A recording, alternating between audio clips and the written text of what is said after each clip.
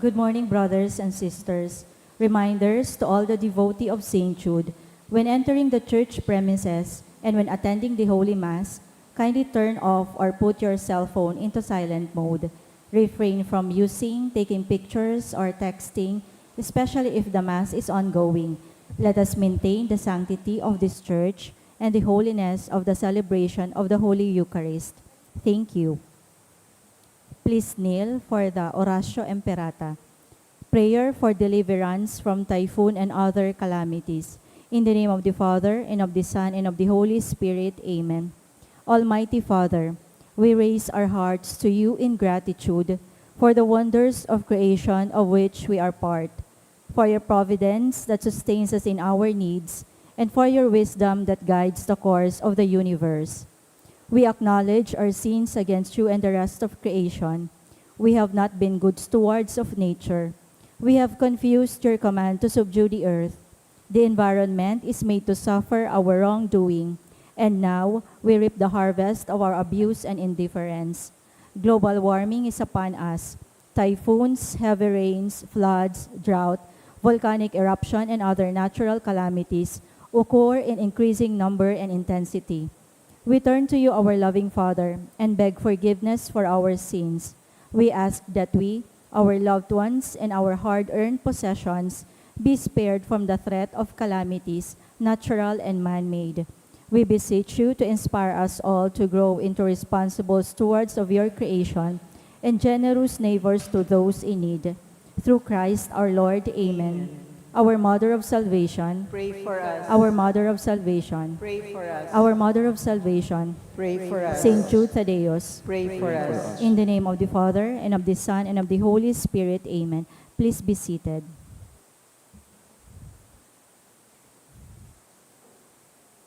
Let us include in our Holy Mass the following intentions: thanksgiving offered by Bivar family, by Amal Maruf, by Mary Nicole Diaz and family, by Maria Crisel Patricia de Bigtas, for the birthday celebration of Rireli, offered by Renny Lee Alindogan and family.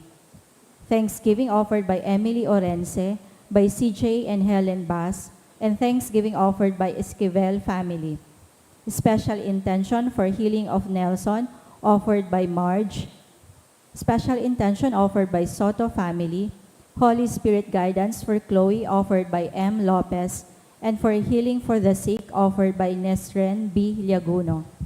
For the eternal repose of the following souls: for the souls of Jose and all souls, offered by Nilfali and family. For the soul of Jeronimo Sr., offered by Mr. and Mrs. Marinel B. Masarate and family.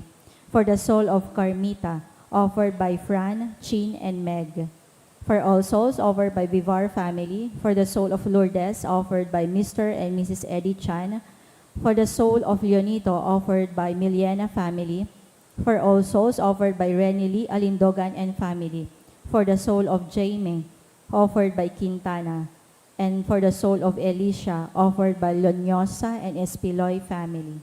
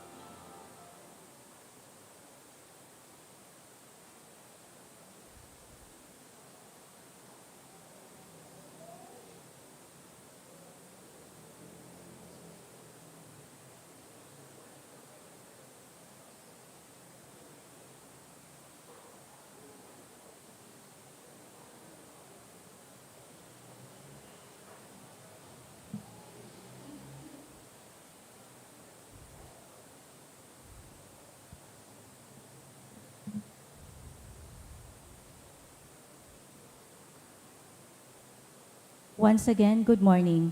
Today is the solemnity of Our Lady of PenaFrancia, patroness of Bicol region. We all stand to begin the Holy Mass.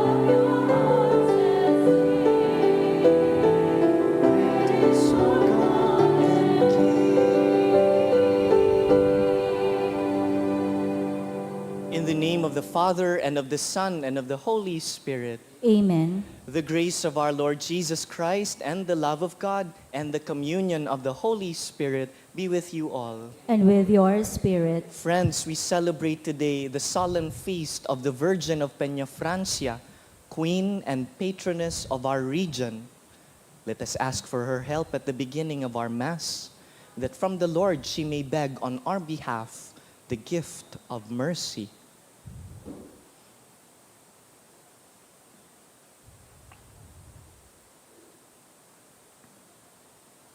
Together, I confess to Almighty God and to you, my brothers and sisters, that I have greatly sinned in my thoughts and in my words, in what I have done and in what I have failed to do. Through my fault, through my most grievous fault. Therefore I ask Blessed Mary, ever Virgin, all the angels and saints, and you, my brothers and sisters, to pray for me to the Lord our God.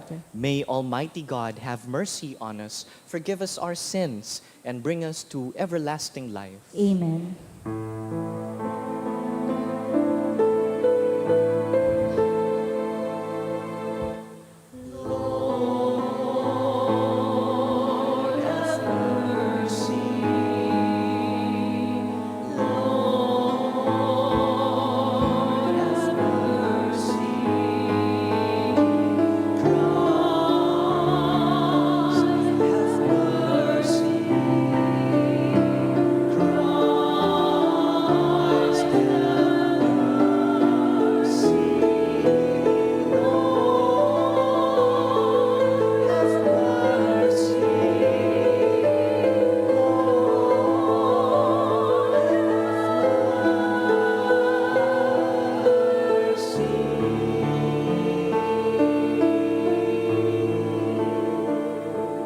We now sing of God's glory.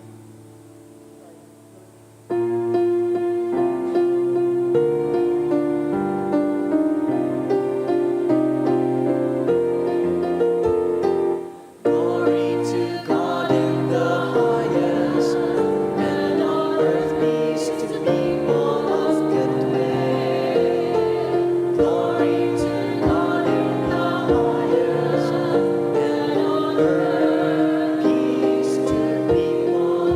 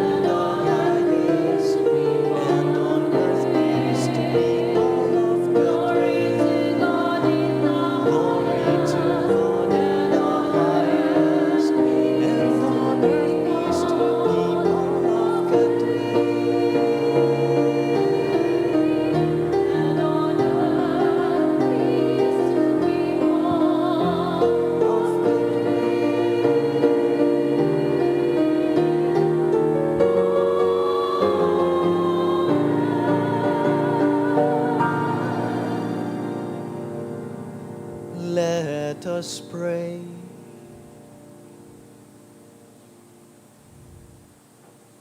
Grant, Lord God, that we, your servants, may rejoice in unfailing health of mind and body, and through the glorious intercession of Blessed Mary, ever Virgin, Our Lady of PenaFrancia, may be set free from present sorrow and come to enjoy eternal happiness.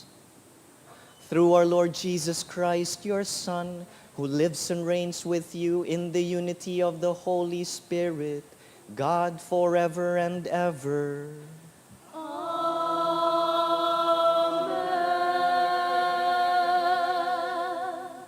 The Liturgy of the Word. Humanity was brought to sin because of the disobedience of Adam and Eve. In the New Testament, humanity was brought to salvation because of the obedience of the new Adam and the new Eve, Jesus Christ and Mary. Let us listen to the first reading. A reading from the book of Genesis. After the man and woman had eaten of the tree, the Lord God called to the man and asked him, "Where are you?"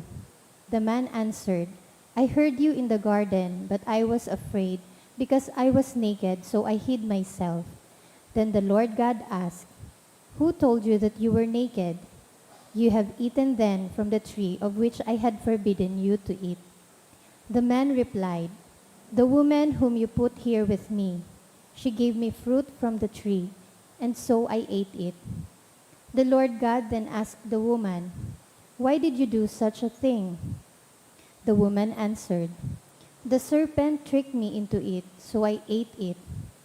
Then the Lord God said to the serpent, "Because you have done this, you shall be banned from all the animals and from all the wild creatures. On your belly shall you crawl, and dirt shall you eat all the days of your life. I will put enmity between you and the woman, and between your offspring and hers. Her offspring will strike at your head, while you strike at their heel." The man called his wife Eve, because she became the mother of all the living. The word of the Lord. Thanks be to God. Sing to the Lord a new song, for he has done wondrous deeds. Sing to the Lord a new song, for he has done wondrous deeds. Sing a new song to the Lord, for he has worked wonders. His right hand and his holy arm have brought salvation. Sing to the Lord a new song, for he has done wondrous deeds. The Lord has made known his salvation, has shown justice to the nations. He has remembered his truth and love for the house of Israel. Sing to the Lord a new song, for he has done wondrous deeds. All the ends of the earth have seen the salvation of our God. Shout to the Lord, all the earth. Sing out your joy. Sing to the Lord a new song, for he has done wondrous deeds. Sing psalms to the Lord with the harp, with the sound of music, with trumpets and the sound of the horn. Acclaim the King, the Lord. Sing to the Lord a new song, for he has done wondrous deeds. The woman clothed with the sun in the vision of John symbolizes the people of God, from whom the Savior came. Mary was chosen among the people of God to give birth to Shepherd of the world. Like the woman, Mary was rewarded gloriously, and she becomes the inspiration for the pilgrim church on earth. Let us listen to the second reading. A reading from the book of Revelation. God's temple in heaven was opened, and the Ark of the Covenant could be seen in the temple. A great sign appeared in the sky, a woman clothed with the sun, with the moon under her feet, and on her head a crown of 12 stars.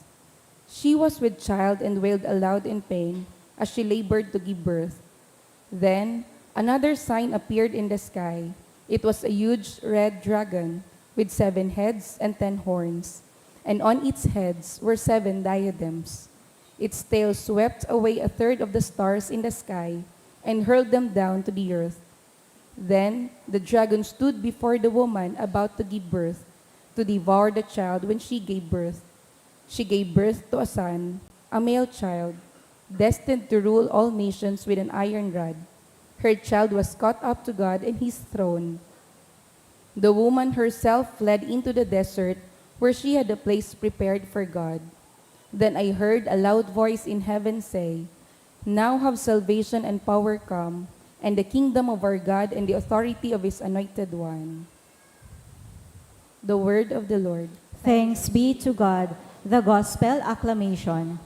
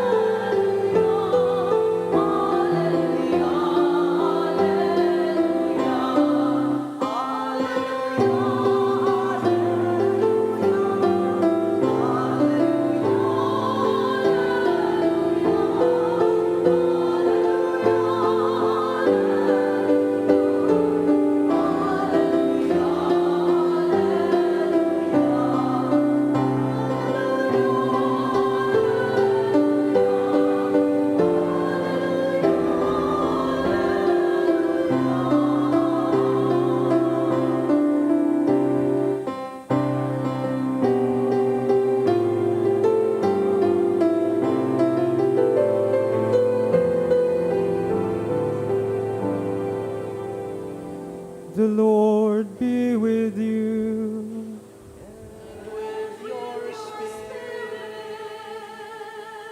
A reading from the Holy Gospel according to Saint Luke.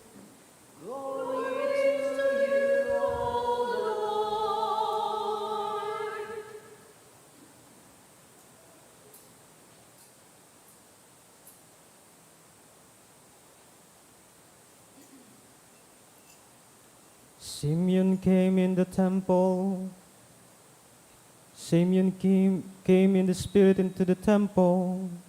And when the parents brought in the child Jesus to perform the custom of the law in regard to him, Simeon took Jesus into his arms and blessed God, saying, "Now, Master, you may let your servant go in peace, according to your word. For my eyes have seen your salvation, which you prepared in the sight of all peoples, a light for the revelation to the Gentiles, and the glory for your people Israel." The father and mother of Jesus were amazed at what was said about him. And Simeon blessed them and said to Mary his mother, "Behold, this child is destined for the fall and rise of many in Israel, and to be a sign that will be contradicted. And you yourself, a sword will pierce, so that the thoughts of many hearts may be revealed."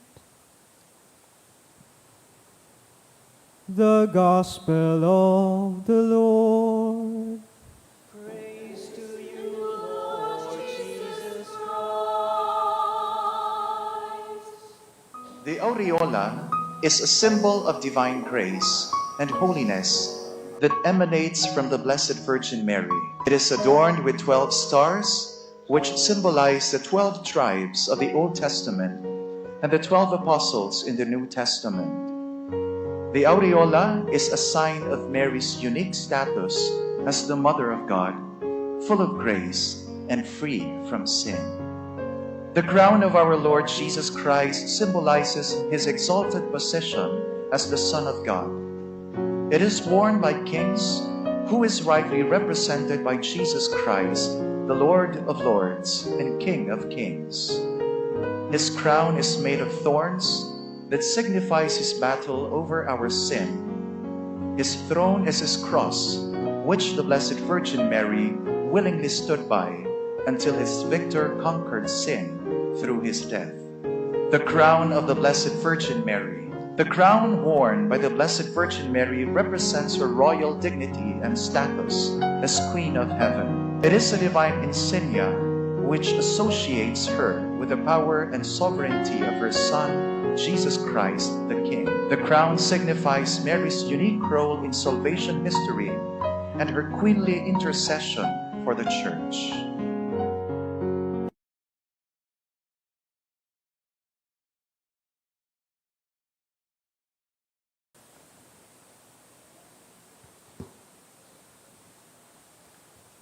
The short clip we have just seen was taken from last Friday in Naga City. Last Friday, we had a reenactment of the coronation of the Virgin of PenaFrancia 100 years ago. Kan 1924, ang milagrosong imahe ni Ina duman sa Naga in her old shrine at Barangay Francia was crowned with the permission of Pope Pius XI. This devotion began in 1710. That is why last 2010, we celebrated the tercentenary of our devotion. This devotion is more than 300 years old. But the coronation only happened in 1924.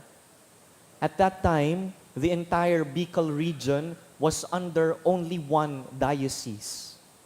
Mayo pa pong diocese of Legazpi and Sorsogon, Masbate, Virac at that time, Libmanan and Daet. At that time, in the 1920s, there was only one diocese, Diocese of Nueva Cáceres. She is a daughter of the Archdiocese of Manila, along with two other sisters, Diocese of Cebu in the southern Philippines, and Diocese of Nueva Segovia in the north. 4 dioceses in the Philippines. Today, we have over 80 dioceses.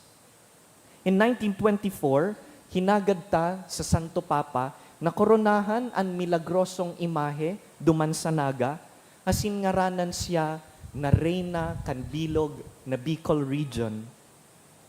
Lampas 300 taon na po ini na sa tuyang pagdebosyon, asin dakulang biyaya po ini para sa sato.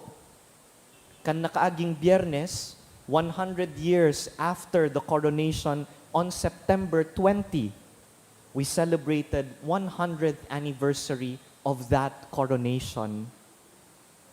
Mahalaga po ini para sa satuya dahil taon-taon ta ining pigsi-celebrate every third Sunday of September. But because of the centenary this year, our celebration is made more special. Ano ang kahalagahan kaini para sa satuya? Nata, ta inaapod ta si Maria bilang reyna, asin ano ang kahulugan kan pagkorona sa iya. We know Mary from sacred scripture, aram ta na ordinaryong babae siya na simple. She comes from an obscure town of Nazareth. Nazareth is a town you don't hear of. Ang sikat na lugar duman sa Israel is Jerusalem, the capital. Nazareth is a small town. And from there, Mary, who also is unknown, bako man halangkawon ang inadalan, bako man mayaman, although she comes from the line of David, dakulaon po ang biyaya ina-ina ko ni Santa Maria. Kinoronahan siya kan mahal na Diyos. Digdi po sa kinaaban, pag naggagamit po nin korona ang mga tao, dakol ang kahulugan. Halimbawa, ang mga hade saka mga reyna o mga leader, pigkukoronahan sinda bilang tanda kan sa indang power and authority. Kung minsan, kinukoronahan taman ang mga nanggagana sa sporting events. O for example, some poets and writers, we give them a crown of laurel, dahon na korona. Sa Pilipinas, ang mga nagbabalagtasan, may koronang dahon. Masikat na kinukoronahan ta ang magagayon na mga babae, beautiful inside and out in our beauty pageants. Igwa man mga tawo na mayong korona, pero naghahadi-hadian, nangaabuso nin mga maluya, nin mga pobre. What does it mean when we crown Mary? Why is it that our images of the Virgin Mary are placed with crowns? What is it that God crowns? Pag ang Diyos minakorona, anon kinokoronahan? What is the qualification of gaining the crown of heaven? Pag inaapod ta po si Maria bilang reyna, data sa na po siya tinatauanin sa royal title bilang tawo na reyna. Imbes, pag inaapod ta siya na reyna, we recognize her important role in the plan of salvation. Many times we lose sight of the image. Nakatutok kita sa babae na yaon digdi, day po pakalingawan ang karga niyang aki. He makes her queen. Reyna an ina dahil kan aki. May korona man an aki niya. It is a crown of thorns, but here presented in the crown of heavenly glory. Ina, si Maria Kanhade, she is queen consort. As in reyna siya, dahil nagtugot siya sa imbitasyon kan mahal na Diyos, na maging ina siya kan Diyos. Puon sa pagbareta kan anghel, sagkod na nakaabot siya sa pamitisan kan krus, idinusay po ni Birhen Maria ang buhay niya para sa mahal na Diyos. Meaning, when we call her queen, ang pagiging reyna niya, bakong reyna nin kapangyarihan. Bako man po siyang siring sa mga reyna sa mga hade kan kinaban na ini. Imbes, reyna siya, reyna si Maria, dahil kinoronahan kan mahal na Diyos, ang sa iyang kapakumbabaan. God was pleased with her obedience and humility, her faithfulness to the plan of God. Ang pagkuyog niya sa mahal na Diyos, iyo ang ikinaugmanggayo kan kagurangnan. That is what makes her a beautiful queen. That is why she wears the crown of holiness. Malinaw po sa Biblia na daiman po kinukoronahan, daiman kinakaugma kan mahal na Diyos, ang mga tawong mapaabaw-abaw, mayabang, mapaglangkaw kan sadiri. Sa katunayan, when we look at sacred scripture, what pleases God are those whose hearts are open to Him, to His grace. Bukas daw ang satuyang puso. But sabihon kan bukas na puso, andam na magdangog sa mahal na Diyos, daing nagsusuro sa diri, kagurangnan ako an masunod, bako ika. Bukas daw ang sakuyang puso, tangani na makalaog ang kagurangnan, baguhon niya ang sakuyang buhay. Bukas daw ang sakuyang puso, tanganing bayaan ko ang pagkamakasadiri, magluwas ako to go outside of myself and serve others. It's beautiful how our Catholic tradition presents to us the Sacred Heart of Jesus and the Immaculate Heart of Mary. They are hearts outside of their clothing, outside of their skin, to show us that the heart that loves truly, the heart that is open to God, is a heart that is outside of oneself. May magayunon na painting kan banal na puso ni Jesus. Ang Sagrado Corazon, kaput-kaput niya ang puso, inaabot sa tuya. It is a heart that goes out of itself.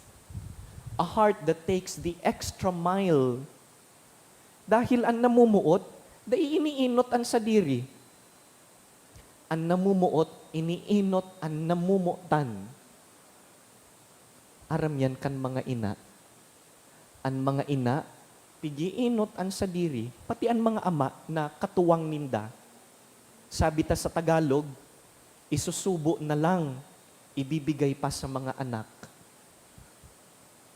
Bukas daw ang satuyang puso sa mahal na Diyos because God crowns only those hearts that are open to Him. Asin mayo po kitang ibang example, no other inspiration but the Blessed Virgin Mary. Siya na ang puso nakabukas sa mahal na Diyos, nakabukas asin andam na magkuyog. That is why she gives her yes at the invitation of the angel, even when she couldn't understand it yet. Sabi po kan mga nag-aadal kan Biblia, our Bible scholars tell us that when Mary was invited by the Lord to be mother of God, how old was she? She was 14. What were you doing at 14? I was running around the house at 14. Nagigibo po ako nin mga daga na kakanon, daga na munyika. Mary at 14 was invited by God to be the mother of God. And she said yes, even when she couldn't understand it yet. Why? Because she understood na ining pinagtatayaan niya kan opo, kan fiat, mapagkakatiwalaan. Masakit magtaya pag dai mo midbid. Kaya nga ni, magayon, pag nagtataya ka nin pagkamuot, nin commitment, na midbidan mo. You cannot love somebody whom you don't know. Pag sinabihan ka kan aki mo, Mama, Papa, mapakasal na po kami, pumundo ka, kasuhapon mo lang namidbidan yan. Because you cannot love what you don't know. You know, and then you love, and then you serve. Si Maria, nagsarig sa pagtao niya nin opo, tamidbid niya ang karahayan kan mahal na Diyos. She knew in her life the faithfulness of God, and so freely she can say yes. As hindi po natapos ang pag-opo niya sa momentong ito, nag-opo siya sa kada momento, sagkod na makaabot ang aki niya duman sa krus. Opo, kagurangnan, inaako ko ang kulog na ini, sabi duman sa Ebanghelyo, espada na matarom ang malagbas sa puso ni Maria. And that happened. At the foot of the cross, looking at her own beloved son, she saw her son dying. Mayo na pong ibang mas makulog na matian kan sarong magurang, kundi magadan ang aki. Dapat ang aki ang nag-uubo sa magurang na nagagadan, bako ang magurang sa aki. But Mary said, Opo, kagurangnan, kun ini ang makakarahay, kun ini ang hinahagad mo sa kuya, opo, kagurangnan, nagsasarig ako sa imong plano. Dahil ang pag-opo sa namumutan is not a one-time thing. Kan nangako ka saan daw kan sa imong kasal na opo, kagurangnan, ini ang aagumon ko, opo, agum ko, magdadanay ako sa taid mo. It's not a one-time thing, aram nindo iyan. Pag maugma, pasil mag-opo, kataid kan agum mo. Pero pag masakit ang inaagihan, mas masakit ang pagtaukan opo. Opo sa kuyang agum, digdi lang ako, di ita kababayaan. Opo dawa nang gigigil ako sa imo. Opo dawa gusto ta ka ng bayaan. But because I vowed to you and I vowed to God, ang pag-opo sa namumutan, arual daw na pinipili. Mary shows us the beautiful example of how it is to say yes to the beloved, not once, but day by day, moment by moment. Maski masakit ang ipinapagibo kan mahal na Diyos, naghihinguwa kitang mag-opo. Kagurangnan, di ko aram kung ano ang plano mo. Di ko aram kung ano ang maabot sa maabot na mga taon. Alagad, midbid ta ka, dai mo ako binayaan mas kinuarin. Kaya malaya kong itinatao sa imo ang sakuyang pag-opo. If this is your will, Lord, let it be done. Kaya ini pong pagselebrar ta kan ikasanggatos na anibersaryo kan pagkorona kiina, magayunon pong oportunidad tanganing paghurup-hurupan ta kung ano ang pigkukoronahan kan Diyos. God crowns our every effort to come close to Him, to be good people, to be holy Christians. Kinukoronahan kan mahal na Diyos ang satuyang pagkadayupot, our faithfulness, to our spouses, our children, our work, our different commitments, ang patunay po na tunay kang namumuot, yaon sa katapatan, pagkadayupot, na nagdadanay ka, day ka ng babaya sa namumutan mo, dahil aram mong an kulob, maagi man sana. An luha, mapupunas man yan. May katapusan ang pagtios. Pero ang namumutan, di pwedeng bayaan. Kaya pag naghihinguwa kitang maglingkod, magpatawad urog sa gabos. Pag naghihinguwa kitang magmasinabot, we are actually striving to imitate Mary and the saints. We are striving to have a life that is worthy of being crowned. Kaya nga ni naghihinguwa kita na magpasimbahan, magkumpisal, maggibunin karahayan sa kapwa, dawa masakit. Because we want to reach heaven. An kamautan kan lambang saro sa tuya digdi, makapalangit. Kaya nga ni naglektor, kaya nga ni nagchoir, kaya nga ni gustong maging lay minister, nagpadi, nagdiakono, nagagom, kaya nga ni gustong magtrabaho para sa banwaan sa nasyon. Pararehas po kita nin gusto. We all want to reach heaven, and we all desire a kind of life that is worthy of being crowned. God sees our every effort, and He crowns them.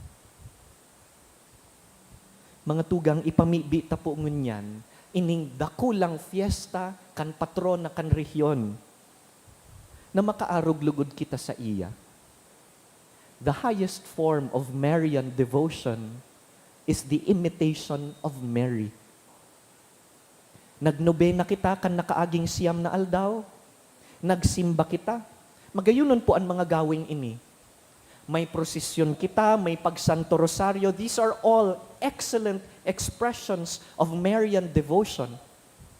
Pero kung sagkod sa na po dyan, kulang iyan.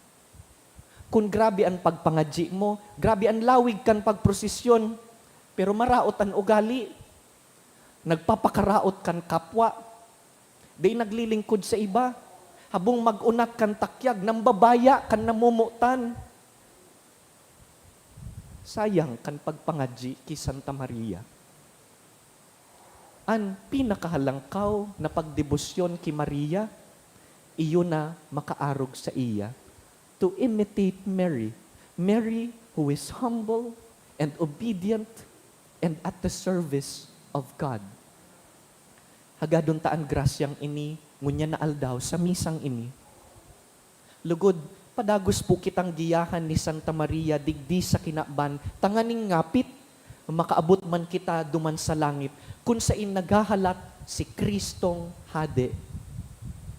Lugod, koronahan ni Kristo, ang gabos na sakripisyong inaagihan ta, ngunyan. Nuestra Señora de PenaFrancia, ipamibi mo kami.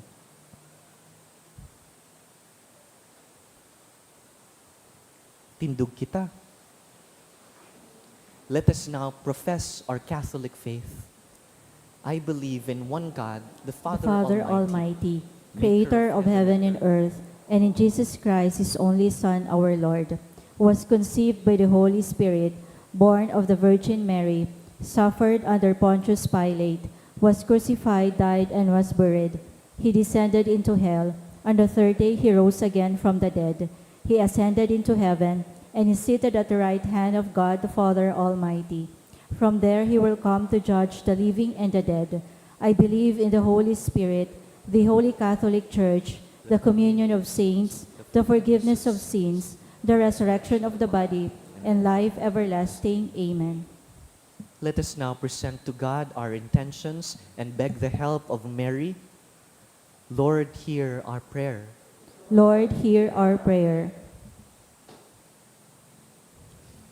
That the leaders of the Church mirror the Blessed Virgin Mary's faith and confidence in God and inspire humanity. Let us pray to the Lord. Lord, hear our prayer. That through the prayers of the Blessed Virgin Mary, those in public service become more diligent in fulfilling their duties for the good of their constituents. Let us pray to the Lord. Lord, hear our prayer. That our devotion to the Blessed Virgin Mary, refuge of sinners, obtain for us the grace of true sorrow for our sins and desire for new life. Let us pray to the Lord. Lord, hear our prayer. That those who are suffering, especially the sick, experience consolation and comfort under the mantle of Ina. Let us pray to the Lord. Lord, hear our prayer. That our departed family members and friends rejoice forever with the Blessed Virgin Mary and the saints in heavenly glory. Let us pray to the Lord. Lord, hear our prayer. The Virgin of Penafrancia is miraculous. Let us ask for the miracles that we desire. Let us remember the people we promised to pray for.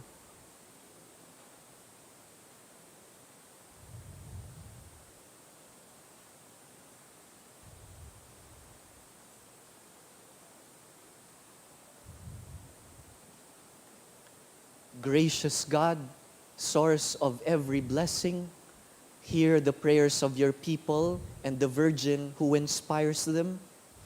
Grant to us every good deed, every good thing that could make us holy. Through Christ our Lord. Amen.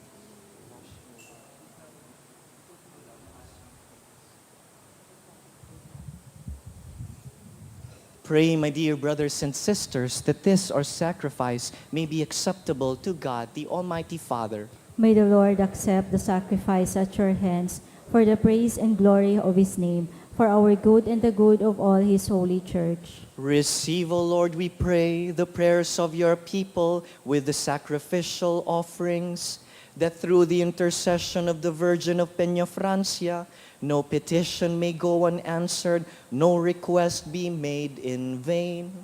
Through Christ our Lord. Amen.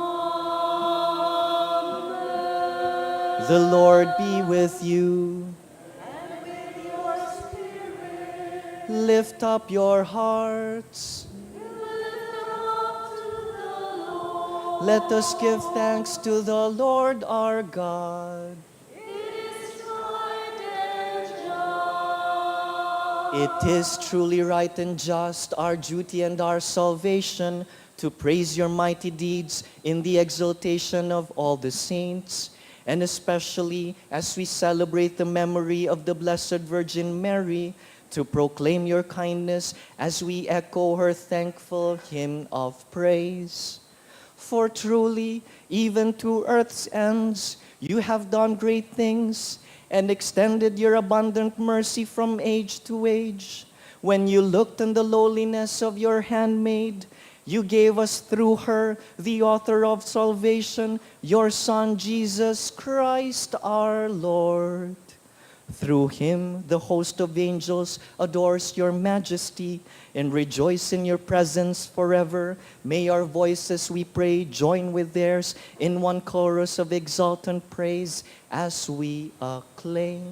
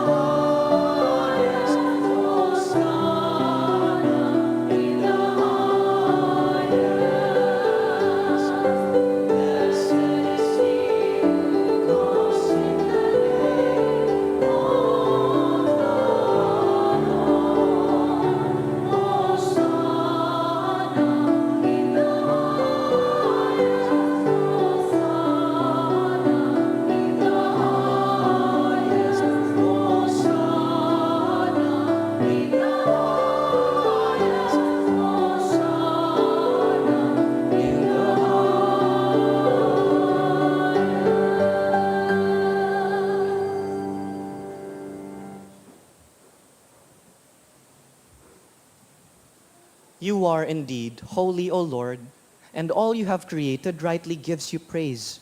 For through your Son, our Lord Jesus Christ, by the power and working of the Holy Spirit, you give life to all things and make them holy. And you never cease to gather a people to yourself, so that from the rising of the sun to its setting, a pure sacrifice may be offered to your name. Therefore, O Lord, we humbly implore you, by the same Spirit, graciously make holy these gifts we have brought to you for consecration, that they may become the body and blood of your Son, our Lord Jesus Christ, at whose command we celebrate these mysteries. For on the night he was betrayed, he himself took bread, and giving you thanks, he said the blessing, broke the bread, and gave it to his disciples, saying, "Take this, all of you, and eat of it, for this is my body, which will be given up for you."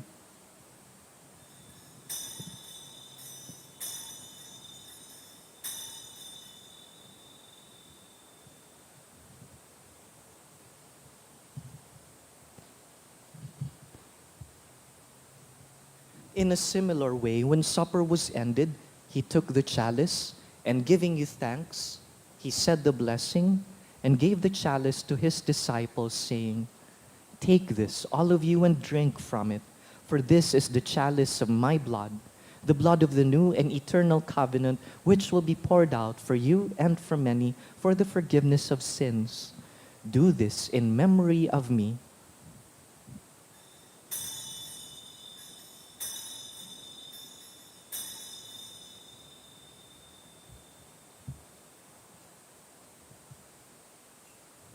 The mystery of faith.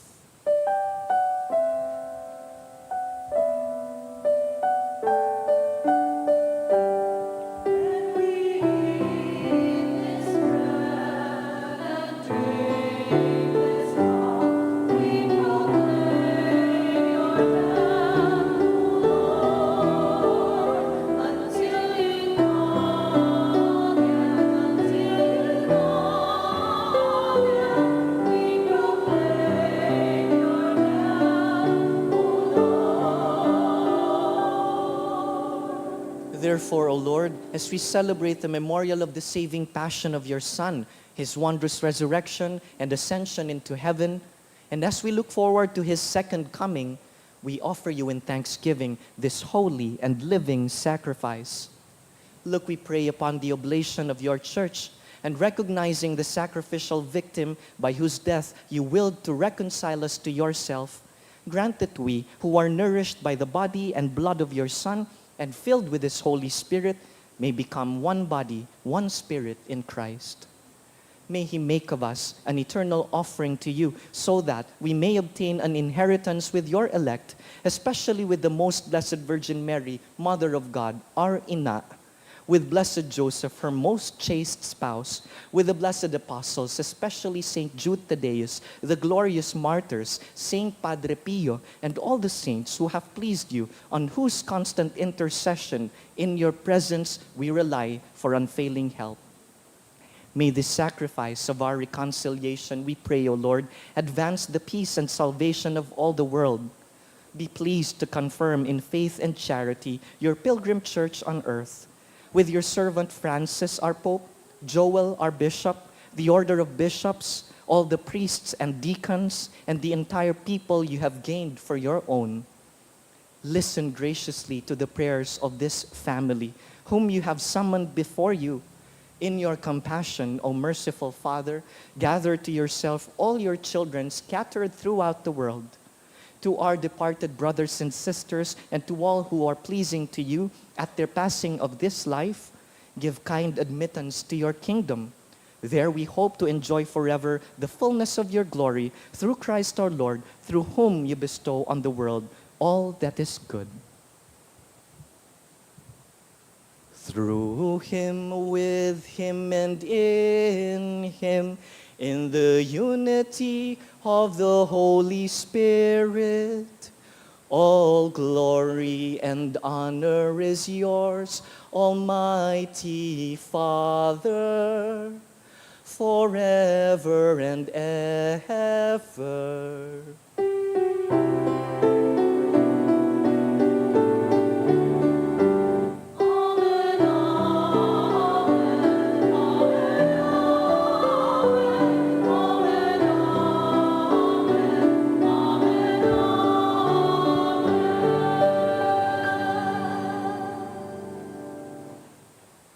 Let us now pray in the words of Christ the King.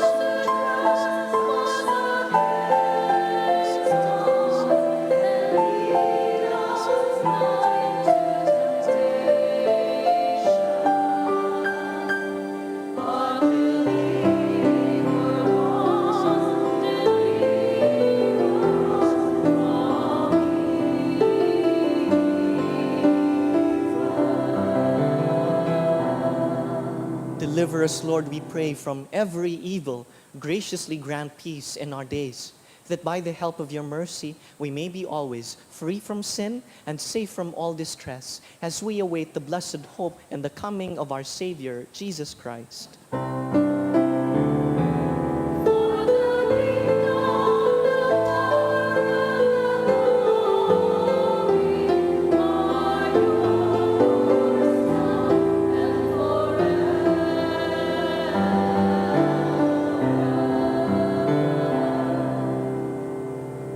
Lord Jesus Christ, who said to your apostles, "Peace I leave you, my peace I give you," look not on our sins, but on the faith of your church, and graciously grant us peace and unity in accordance with your will, you who live and reign forever and ever. Amen. The peace of the Lord be with you always. And with your spirit. Let us offer each other some signs of peace.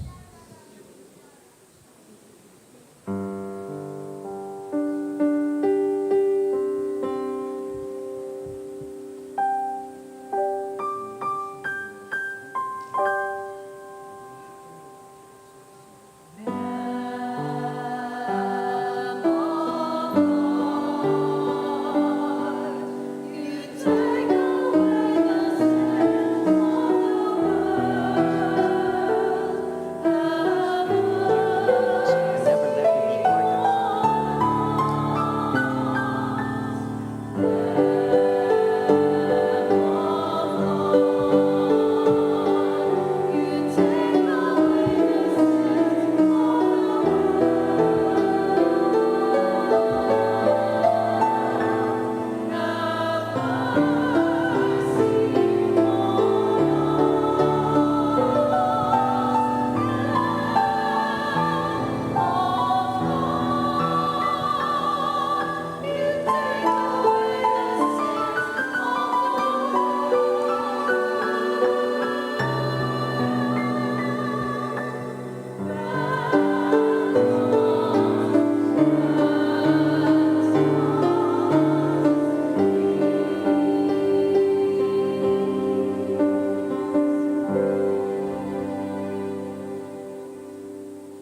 Behold the King who was crowned with thorns out of love for us. He is the Lamb of God who takes away the sins of the world. Blessed are we who are called to the supper of the Lamb. Lord, I am not worthy that you should enter under my roof, but only say the word, and my soul shall be healed.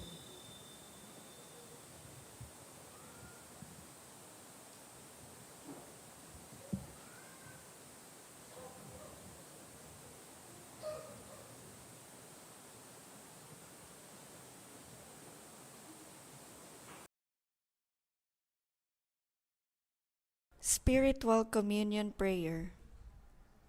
As I cannot this day enjoy the happiness of assisting at the holy mysteries, O my God, I transport myself in spirit at the foot of your altar. I unite with the Catholic Church, which by the hands of the priest offers you, your adorable Son, in the holy sacrifice. I offer myself with him, by him and in his name. Apply to my soul, I beseech you, merciful Jesus, your infinite merits. Apply them also to those for whom I particularly wish to pray.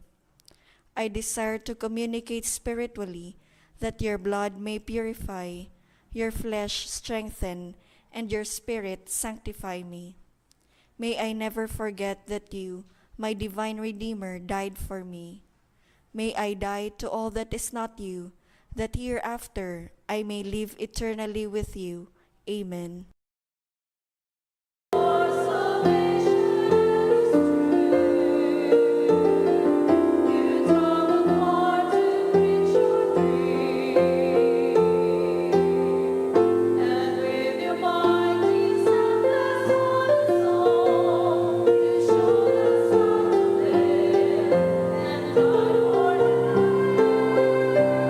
With your love and faith, you come.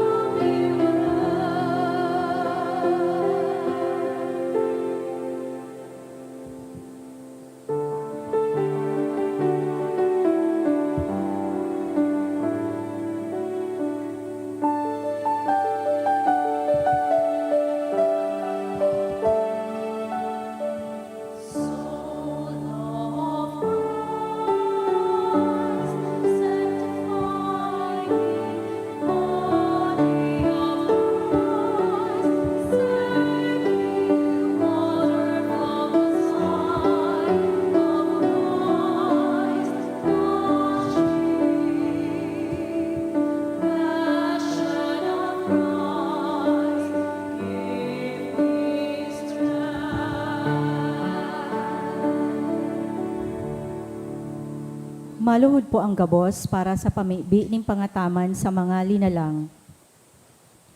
O Diyos ning pagkamuot asin buhay, sa mong ginikanan asin padudumanan, kagibo ning gabos na uya sa mo, asin ning gabos sa kapalibutan. Ako an sa mong dalisay na pag-omaw, asin pagsamba sa imong kamurawayan.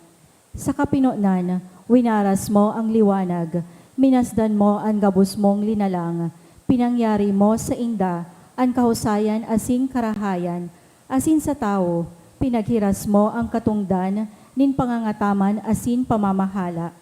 Patawada kami sa mga salaming na ginibo, nin pagsuway sa kabutan mo, nin kapaabaw-abawan asin padagos na pagpamitasan sa kalikasan, asin kagayonan nin pagiging kabaing mo asin katuwang mo.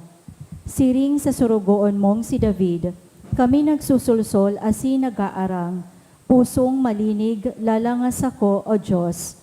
Sarong bago asin maimbod na espiritu, ibugtak mo sako. Tabangan mo kaming magbalik buot sa imo. Bangunan mo kami hali sa kapadungkalan, na maging malinaw sa mo ang pagiging katiwala. Asin nabako kami Diyos, kundi ikasana, wara ng iba. Naigalang mi an sa mong kapwa, kasaro ning gabos mong mga linalang.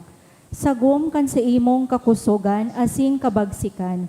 Gibuha kaming maging mga tagahasok, tagaprotehir, asin mga burabod na magtatao sa samong kapwa, asin sa imong mga linalang nin buhay, na magsusupay sagod sa buhay na daing kasagkoran. Amen. Nuestra Señora de Salvación, San Francisco de Assis, Pamibig mo kami. Let us pray.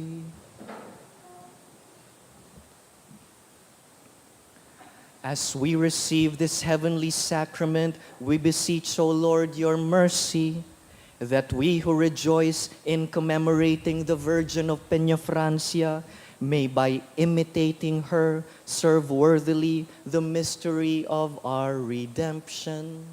Through Christ our Lord. Please be seated. For some announcement.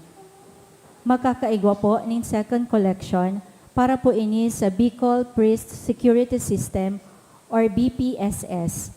Ang natipon niya to sa mga misa kanakaaging Sabado asin Domingo, nag-abot po sa 41,225 pesos asin 60 centavos.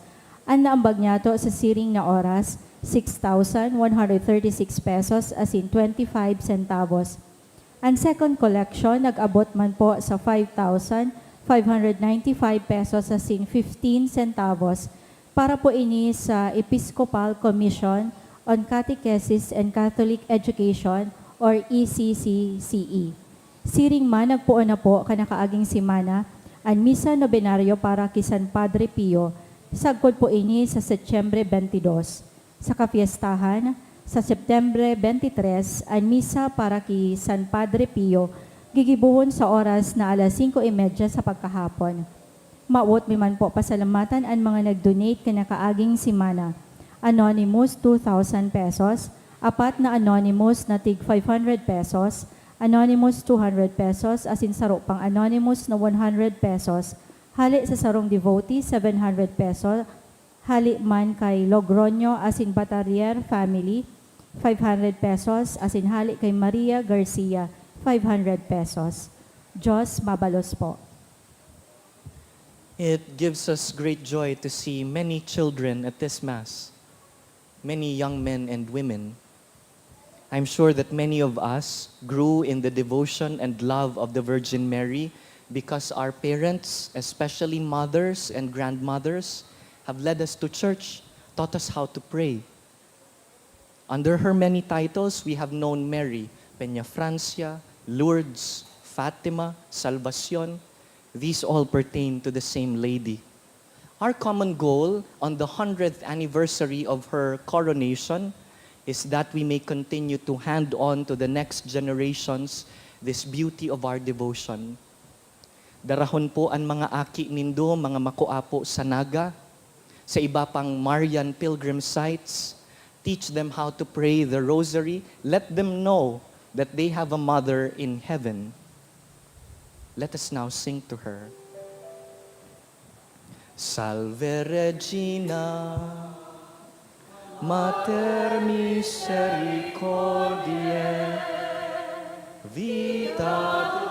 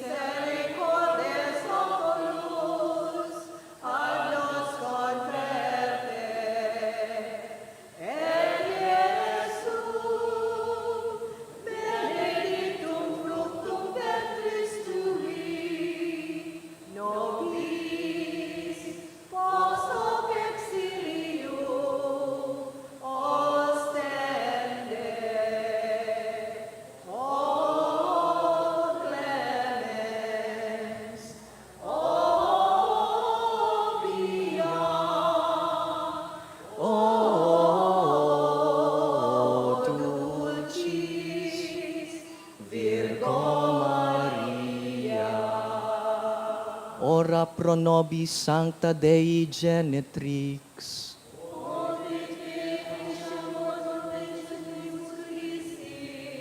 Oremus, omnipotens sempiterne Deus, qui gloriose Virginis Matris Mariae corpus et animam, ut dignum Filii Tui habitaculum efficem reretur, Spiritus Sancto cooperante preparasti, da ut cuius commemoratione letamur, eius pia intercessione ab instantibus malis, et amor pete perpetua liberemur, per iundem Christum Dominum nostrum.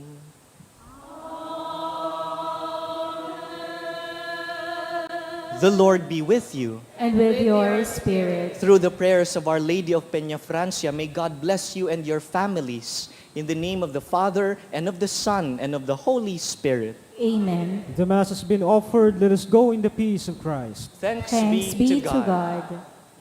Viva la Virgen! Viva! Viva la Virgen! Viva! Viva la Virgen! Viva!